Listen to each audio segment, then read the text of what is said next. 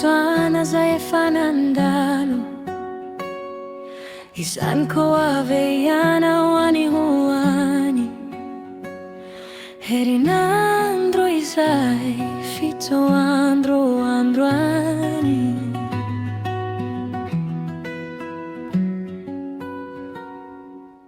Alatsiny ano ny Andria mba handalo. Tsy tonga ao talata nefa ny andro.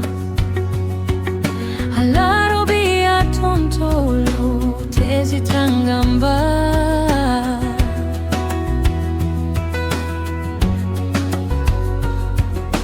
Nefa izaho aty malahelo tsy afa-miantso.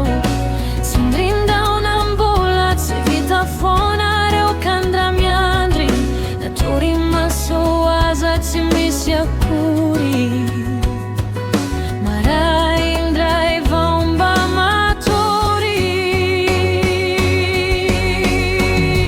Tsy niniako fa te hanao zay tiako. Tsy misy mihitsy na dia fotona vitsy ahitako anao ny kandrao. Sy tafandry efa fito andro.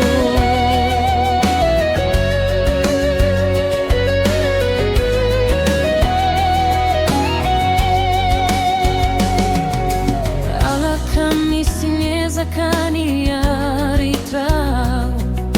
Tsy mba nisy zoma mahafinaritra. Efa te hory no ny asabotsy.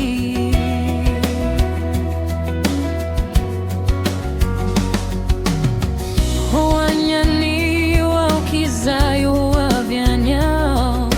Ivavaka ho ary